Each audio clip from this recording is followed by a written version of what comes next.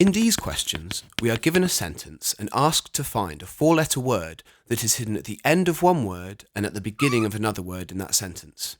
For example, now whatever you do with these questions, don't just jump into the middle of the sentence and start looking, as you may well waste time going over the same parts or miss other parts out. You need to work your way through from the beginning of the sentence to the end and consider all the possible four-letter options. So, we start with the first possible option, which is THES.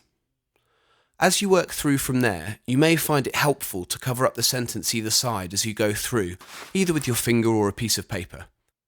So in this instance, cover up the first T and the letters after the ST and move on to HEST. Then move on to ESTO. Now none of the four-letter combinations between the and store have made a four-letter word yet, so we move on to store and altered and start with OREA.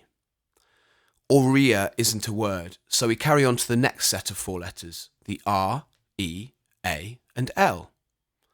We can see from this we get the word real, which we know is a word and is therefore the correct answer. A couple of general points about these questions.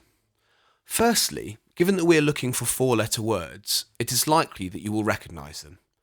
This means that you should rarely guess the answer. If you don't recognise any of the four-letter words, you should look carefully to be sure that you haven't missed an obvious word. If you follow the technique above, you can be sure that you will have found any easy words. If you have followed this technique and still don't recognise any of the words, then you will need to make a best guess. Sometimes the examiner does just put in one of those tricky four-letter words that you may not have come across before. One other point to remember is that once you have found a word that you are 100% confident is correct, then move on to the next question straight away. In the example we've just looked at, the word real appeared very early in the question. Once you've found real, you will know with certainty that this is a word, and therefore you can move on without wasting any further time.